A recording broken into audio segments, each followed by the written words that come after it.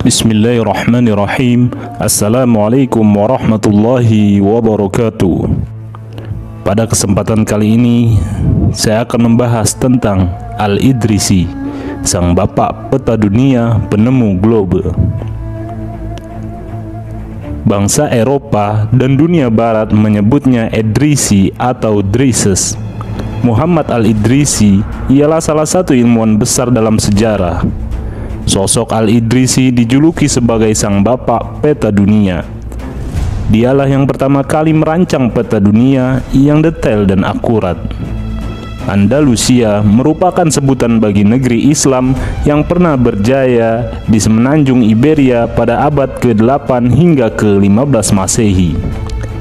Wilayahnya dipimpin berbagai dinasti Muslim yang datang silih berganti.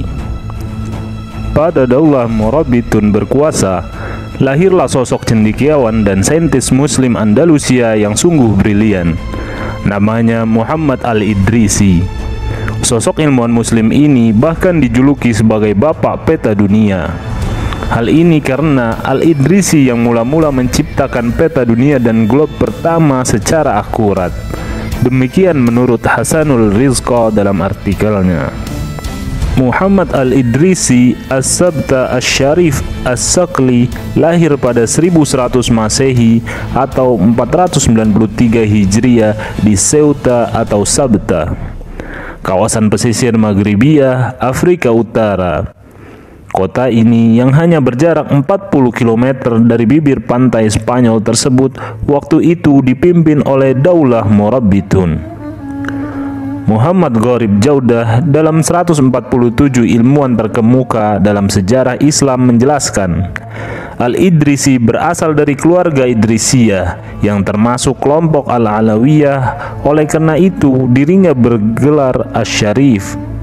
Garis nasabnya sampai kepada Nabi Muhammad SAW melalui Hasan bin Ali bin Abi Thalib.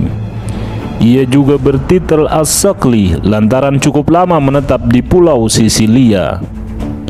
Pada 1154 Masehi, kartografer Muslim tersebut berhasil membuat peta dunia yang terlengkap pada masanya. Hasil kerja kerasnya selama 15 tahun itu diberi judul Nuzhat al-Mushtaq fi Ikhtiraq al-Afaq, gejolak kerinduan untuk menembus batas cakrawala.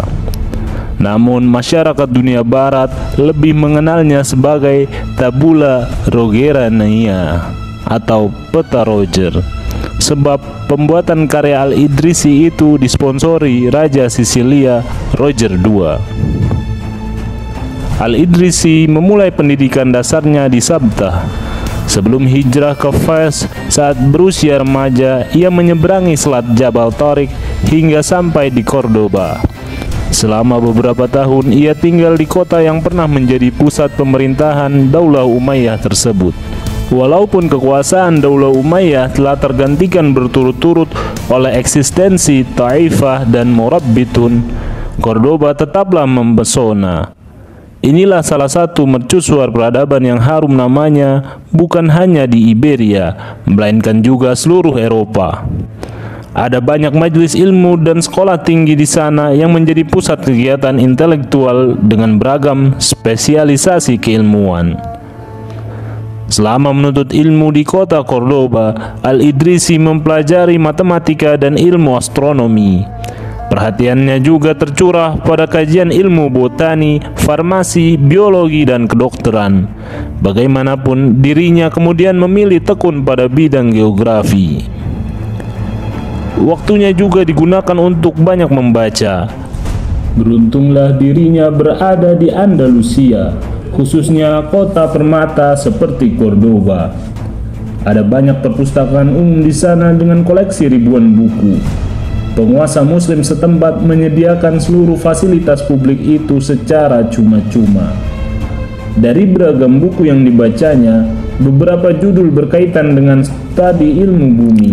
Sebut saja karya-karya Al-Mas'udi, sang pengelana, ahli sejarah dan geografi sekaligus dari Daulah Abbasiyah abad ke-9 Masehi. Peta yang dibuat Al-Mas'udi berhasil menggambarkan garis pantai di 3 benua, yaitu Asia, Eropa, dan Afrika. Al-Mas'udi, saintis kelahiran Baghdad itu, juga menyajikan skala pemetaan yang lebih proporsional ketimbang peta-peta sebelumnya yang dihasilkan kartografer Eropa.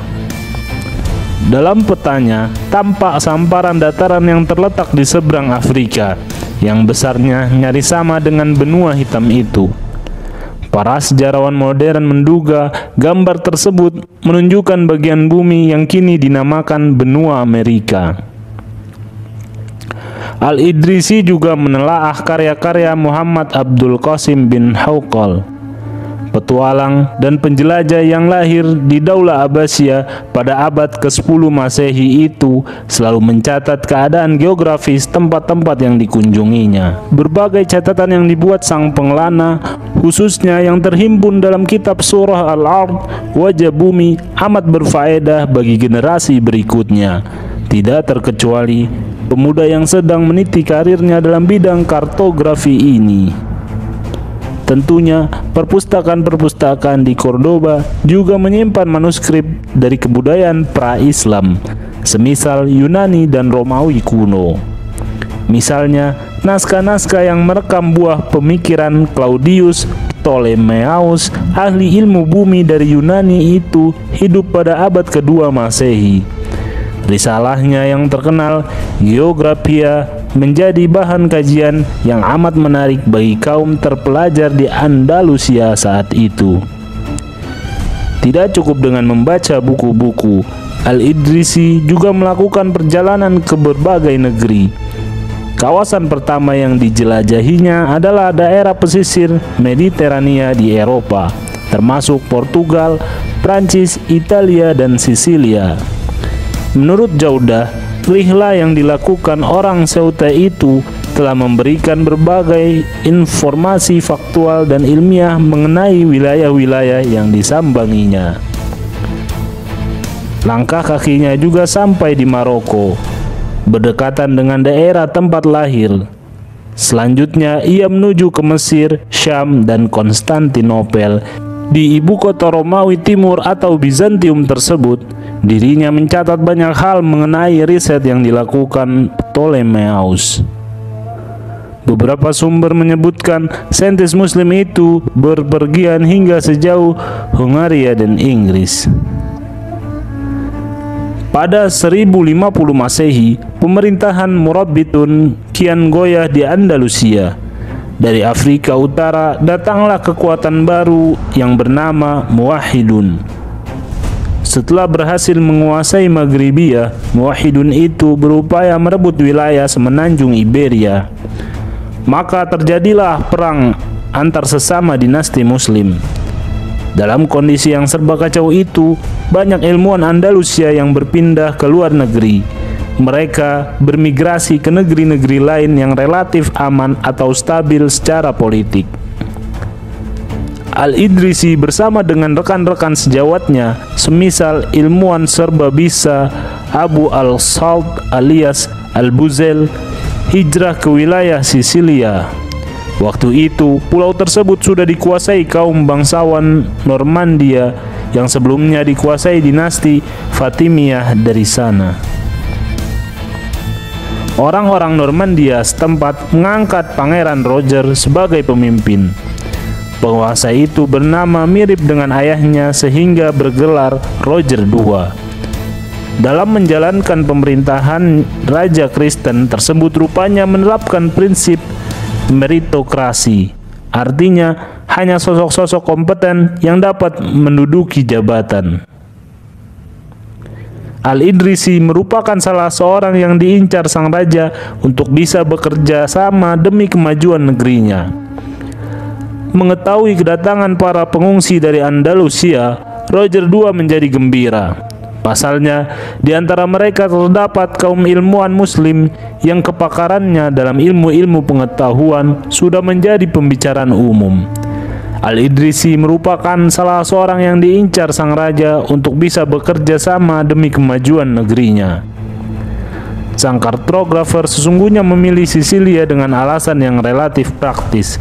Pulau tersebut merupakan salah satu kota bandar niaga yang sibuk di kawasan Mediterania, Laut Tengah.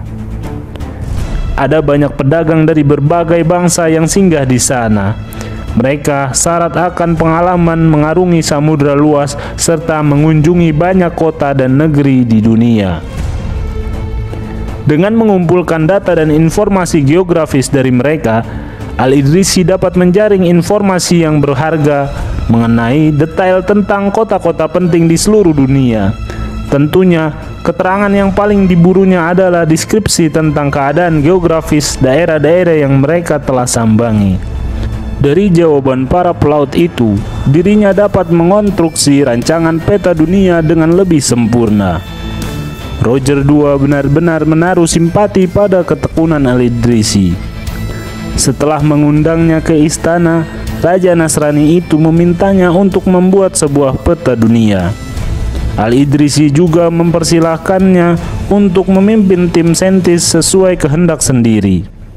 Pada akhirnya, proyek pengerjaan peta global tersebut diketuai Al-Idrisi dan beranggotakan sejumlah ahli geografi Muslim. 5 tahun sejak menjadi pendatang di Sisilia, ia pun mulai bekerja untuk menyelesaikan peta dunia buatannya.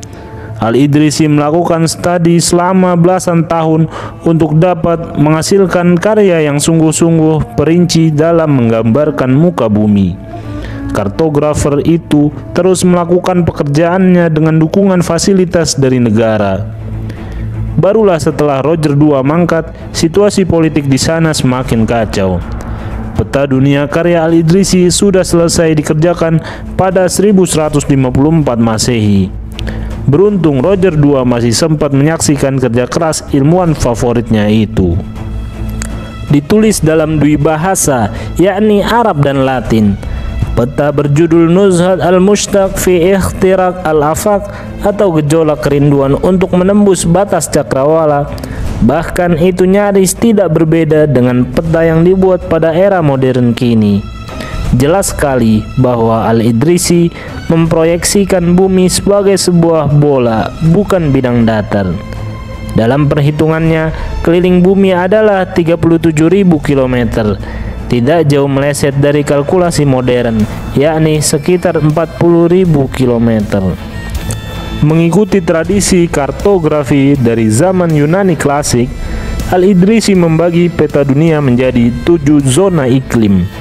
Dibandingkan dengan peta-peta yang dibuat sebelumnya, karya sang saintis Muslim terbilang unggul karena sangat informatif.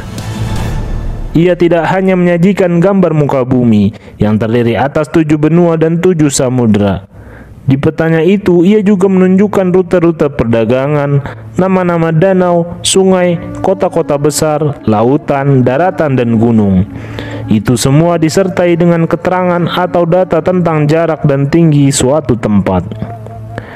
Gambaran umum wilayah, daftar kota-kota utama, laporan lengkap dari setiap kota, dan jarak antar kota itu semua tak ketinggalan disampaikannya. Umpamanya, keterangan perihal perjalanan dari Fes menuju Ceuta di Maghribia. Rihlah itu, tulis Al-Idrisi, membutuhkan waktu 7 hari perjalanan. Agak berbeda dengan peta modern, sisi atas peta Al-Idrisi adalah belahan selatan.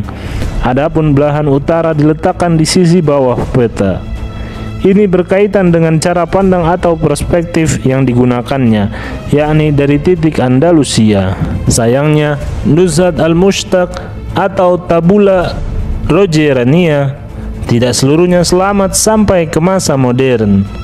Sebagian besar karya Al-Idrisi yang tak ternilai itu turut rusak dalam peristiwa kerusuhan di Sisilia pada 1160 Masehi.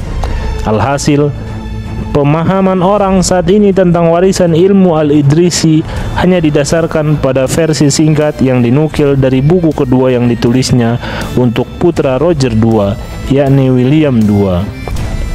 Oleh karena karya peta dunia yang dikerjakannya nyaris tidak berbeda dengan peta globe yang dibuat pada era modern saat ini, Al-Idrisi dikenang sejarah sebagai bapak peta dunia dan penemu globe. Wallahu a'lam bishawab.